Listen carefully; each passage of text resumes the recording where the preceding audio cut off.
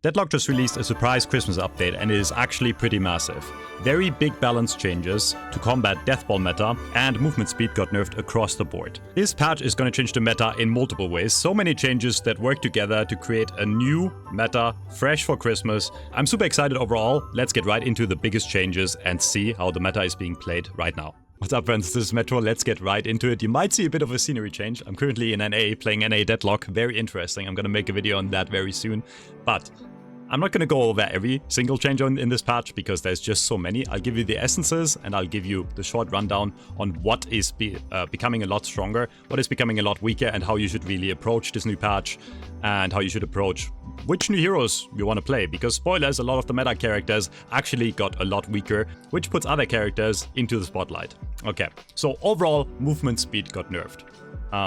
That is the base movement speed. If you get hit now, you get slowed by a 20% of your base movement speed instead of 10%, so double the movement speed slow.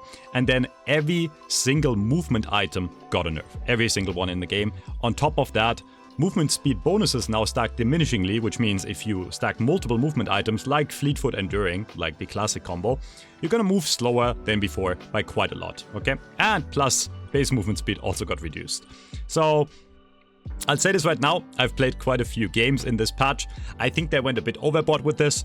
I think movement items were too strong, but I think they just went a bit too hard because they triple, quadruple nerfed some items. And you know, with the diminishing returns, it just feels really, really bad sometimes. No matter if you're playing a tank or a very agile, fast character, that you're just gonna like move at snail speed. And like, I think movement in Deadlock is one of the most fun parts of the game that makes it unique, right? So I would imagine in the next few days they're gonna go back on this, but until then, does it mean don't buy movement items anymore? No, it just means that other items like stamina items, kinetic dash, stamina mastery, etc. become stronger. Because a lot of the time now, if you want to slide to shoot, even if you have multiple movement items stacked, you're not going to be fast enough. So ammo becomes more important, and just initiating slides with a dash becomes more important, which means kinetic dash, stamina mastery, etc. a lot stronger. Next thing, sprint speed also nerfed, okay? So sprint now accelerates over a longer period of time, and the base sprint speed also got nerfed on every character. Plus, they hit 7 and Wraith in specific. So 7, they gave a 40% nerf to his movement speed scaling, which Sinclair also does have movement speed scaling, so I'll mention Sinclair here for the 2 people watching on Sinclair. Hi there. But overall, I don't think this is gonna make 7 even worse than he was before. In fact, I think a lot of the other changes will make 7 better, but we'll get right into that now. So yeah, also every single sprint speed item nerfed, and items like Enduring Speed, Fleet Foot also give less slow resist, okay? So that's what I mean with the triple, quadruple nerf, like just double dipping into nerfs. Here is the first really good change of the patch, which is the bonus health on all weapons and spirit items is reduced by 25%, which means if you're gonna spam a lot of items that give you health on the orange and the purple category, they're not gonna give you quite as much, which I think makes sense, right? It was really weird that you could like just have a lot of purples or oranges and still have a lot of health. So it puts more strength into the vitality investment, which the vitality investment, green investment overall, was pretty bad until this patch. Another major buff overall, they fixed the investment bonus on vitality, and they made it so now it is a flat amount of HP that you get per level instead of a percentage base. What this means in practice is, until 4,800, the sweet spot for the big investment, every single character in the game will have more health, okay? Starting after that, so if you invest even more into green items, it's gonna be more diminishing for characters that already had a high base HP pool, okay? So green items, spamming green items on tank characters is not quite as strong anymore, because again, there's no percentage-based increase anymore, it's just a flat amount. Which also means characters that are very fragile on base, like Mina, Haze, Wraith, or even characters in the middle of the pack like Seven or Infernus, suddenly they have a lot more health at 4.8k, right? And investing, hi friend, investing into 4.8k vitality early on in lane is really strong. I'll show you this in action real quick. So before this patch, if you were gonna invest into early greens on like a pretty average character like 7, who has 700 HP on base, right? And you go 3 items that just give you the 4.8k investment level, you would go up to somewhere around, don't wanna lie, you would go up to somewhere around 1,300 HP or 1,400 HP, because it would just give you the bonuses that you would get from the items plus the 34% extra health, right? So if you had 1,000 health, it would give you 340 extra health, which would be a decent amount, but not that great. Now it just gives you 525 flat, which means on average, right, assuming the character is around 1,000 HP, which is like the average for a character at 4.8k, you get like an additional 200 to 250 extra HP. So you're gonna be a lot more tanky early on. Which brings me to the first really big winners in this patch, because there's even more base HP to be had. Suddenly items like Battle Vest and Enchanter's Emblem got a lot better again. Why? They provide percentage-based resists, right? So that means the more HP you have, the more these items are gonna absorb, and the more these items are gonna turn out to be stronger than something like shielding or shielding items or random other items like enduring speed, okay? So in practice, I've tried running these and rushing an early 4.8k green investment in lane, and it literally makes you unkillable. Like, your effective HP, once you have those 4.8k investments, especially if you have double vests, is crazy, okay? So first thing I can tell you, try rushing 4.8k health early in the lane, and you will actually not die, okay? You can do this by buying Enchanter's Emblem Battle Vest if it works on your characters, and then you can run something like extra health and healing right. And you know, those items will never be bad, especially healing right. It will help you throughout the game. And yeah, just having this investment early is really strong. Another reason I'm mentioning this is, another big change is that they nerfed the investment bonus from the spirit investment. I've talked about this in one of my last videos, how strong the 45 flat spirit was, but this got nerfed really hard. It doesn't seem like a lot, it went from 45 spirit to 38, right? But on top of that, the items that people were rushing to get to that 4.8k spirit investment also got nerfed. It's Surge of Power and Rapid Recharge. Those two were the most common ones, right? On Wraith, you would run Surge of Power. On Dynamo, on Great Talent, you would run Rapid Recharge, right? So these items by themselves also got a nerf, which again makes the rushing the 4.8k spirit investment in lane way less viable, okay? Mirage. Other characters come to mind. So I'm not saying you can't run them at all, but compared to last patch, they are a lot weaker, and now there's definitely an argument to be had of investing early into 4.8k Vitality or Weapon instead. That's going to depend on the character, and I'm sure the meta is going to develop more in the next few days, weeks. But again, I can tell you, this feels crazy. Like rushing double barriers and then just getting to 4.8k green early, even if you still want to run something like Enduring Speed, is insane in lane. You won't die, you will trade really well, and it's probably like the strongest way to build in lane right now, in my opinion. And might get like a nerf. Other changes.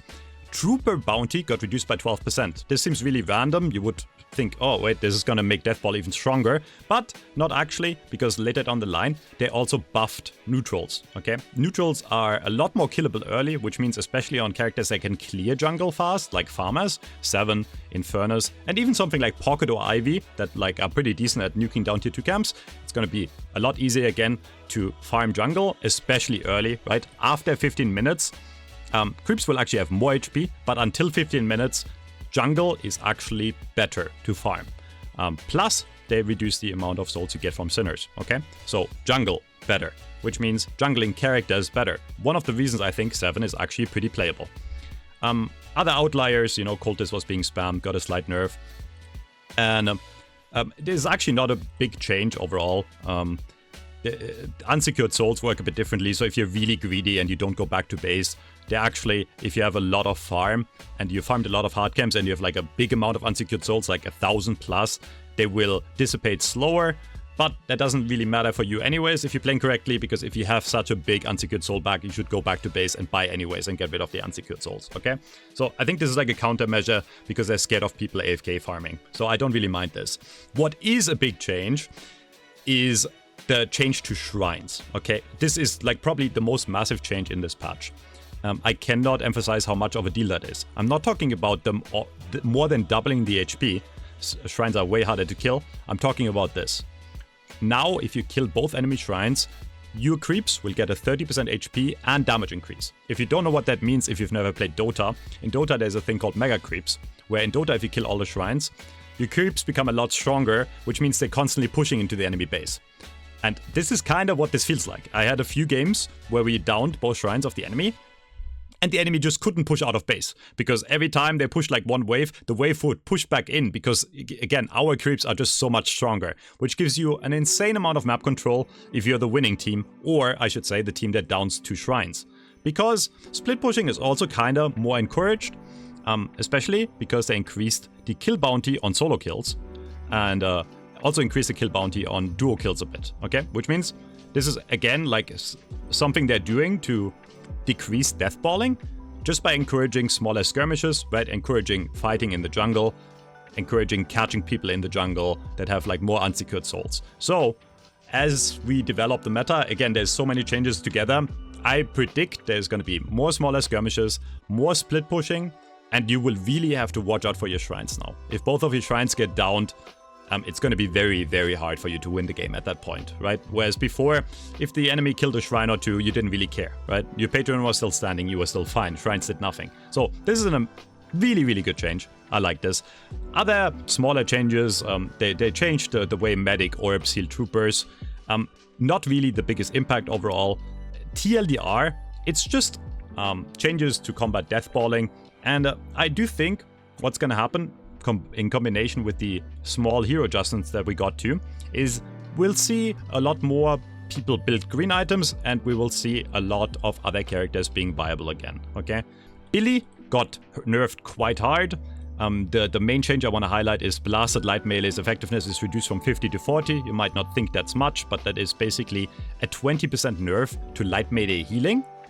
Is what this means. If you know anything about Billy, you want to light melee most of the time, right? You almost never heavy melee. So this is going to make Billy a lot more manageable in those early skirmishes, or, you know, when he gets like a bunch of light melees off on you and he just doesn't die. So good nerf to Billy, right? He was too strong. Chain Gang also disconnects faster when he's out of line of sight. Dynamo got hit by a tiny bit. Lady Geist got some interesting changes.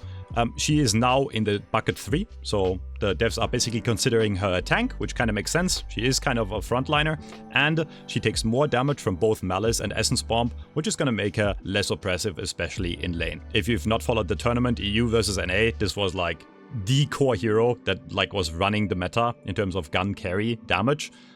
Nerfed quite hard in terms of Jinsmark. Jinsmark procs slower, it procs at a shorter distance. Plus, they nerfed the bullet damage and the move speed. So, Mirage, I don't want to say slap on the wrist, like, it is nerfs, but I think he's still very playable. Shiv, slap on the wrist, actually. This really doesn't do much. All this does is, you know, bloodletting heals a bit less or defers a bit less damage on early levels. And then they slapped another 6% rage build up on Shiv. Not that that matters, right? Like, the only significant nerf here to Shiv, in my opinion, is killing below range, now only being 13 meters instead of 15. So if you get out of his range, he's gonna execute you less. So it is nerfs to Shiv, not major nerfs. Vindicta got a completely random change that was not gonna do anything, like just 10 extra max damage less on Assassinate Tier 2. Kinda irrelevant. And Wraith got hit quite hard. And people are gonna call me biased, but I think Wraith got nerfed harder than any other character on this list. Her gun's bullet scaling got nerfed very hard. This is like basically 20% less bullet growth damage over the span of the game.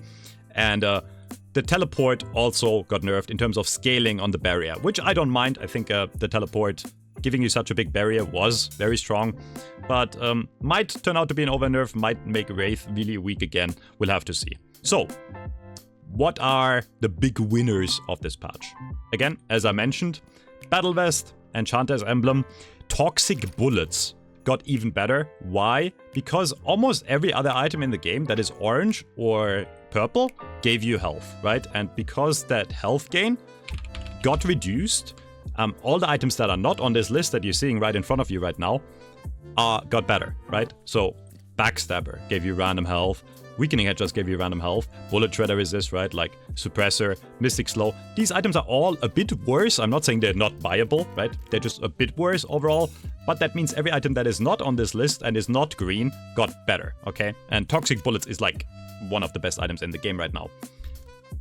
The biggest loser of the patch is not actually a hero, even though I think Wraith got hit really hard. It is Siphon Bullets. They gutted this item. I genuinely do believe this is the second worst item in the game now after Cheat Death. They nerfed this item by 50%, okay? This used to proc every 0.8 seconds. So every 0.8 seconds you would get that bonus health and you would steal it from the enemy. But now it's every 1.2 seconds, which again is 50% longer, which means the effective damage you do is reduced by 33%, and the effective healing to yourself is reduced by 33%. Was Siphon really good? Yes. Was it like overpowered to the point where they nerfed it harder than anything else in the game? I don't think so. All I can tell you is don't buy this item on any character in the game anymore. That's how bad I think Siphon Bullets is now. Like, I think there's just no reason to ever buy it. Because before it used to be okay early game, but now it has really low early game because they already nerfed the scaling way back. And now it's all really bad late too. So yeah, don't buy Siphon Bullets anymore, ever. Resist, again, better, right? Anything that gives you resist instead of base health got better, because now if you invest into Vitality, you actually will have a decent amount of base HP, which again, is going to make stuff like shielding a bit less valuable and stuff like barriers a bit more, or resists a bit more viable. The one thing, again, as I mentioned at the start of the video, all the movement speed nerfs. Is movement dead? I mean, the game feels very sluggish right now. I feel like if you have a character that needs movement speed, you still kinda gotta run one of them. I still run Fleetfoot on both Wraith and 7, but I stopped stacking them, right? So I stopped running both Enduring Speed and Fleetfoot, because again, the slow resistance that you get is diminishing, and the movement speed bonus you get is diminishing. So this is just gonna be a very slow movement meta. Some people might like it, I think it's stupid. Just buy one item that is based on movement if you want the movement, either Enduring or Fleetfoot. I don't think you run them both together anymore. Avoid putting a lot of items in your build that all give movement speed, because again, every item you add on top is going to give you less and less, right? So 1 or 2 movement items in your build, good. Everything above that, bad. Items that slow movement actually got even better. Slowing Hex, Mystic Slow, and Slowing Bullets, because people can now only kind of get away with like dashing. All those items reduce dash range, reduce dash distance, right? More or less. So, yeah, I think we'll see even more of those. And one thing I'm worried about in this patch, which I'll mention, is I think gun overall, like building gun items, got even better. Because the one downside, or the one difficulty gun had, was aiming at the enemy. And if the enemy had really good fast movement speed, it was harder to track them. But now they move so slowly that it's very, very easy to keep on hitting body and headshots. Right? Which Spirit, a lot of Spirit abilities are AoE. You would always hit them if you jumped in on a pocket, right? Even if someone had fast movement speed, you would get your stuff out and you would be happy. But Gun had that difficulty, and I think you're gonna notice this especially in low ranks, where Gun will feel even stronger, but that's not because Gun is better than before, it's because your movement is slower, so it's easier to hit you. So, what do? Don't go to Yoshi and complain about Gun being OP. Go to Yoshi and complain that maybe they overdid the movement nerf a tiny bit, right? Because that will be part of it. Overall, mixed feelings about the patch, right? I think there's some really cool changes, shrines. I do like that, again, the 4.8k investment. Now there is very good reason to run 4.8k Vitality early or Gun early. You don't have to run Spirit 4.8k on every single character, whereas before you had to kind of, on 90% of the roster, getting early 4.8k Spirit was just best. So I think, yeah, overall, a bit more power to squishy characters, actually, because again, they benefit more from Vitality, a bit more power to squishy characters, and a bit more power to Gun and Vitality items, especially Vitality items. That's my analysis so far. I'm going to play a lot in the next few days. I'm currently working on that Christmas challenge. I'm going to get every single character win, surely. I'm surely not going to lose my mind in NA. Let me know what you think about the patch. And yeah, Merry Christmas, everyone. Bye. Metro finally got his patch.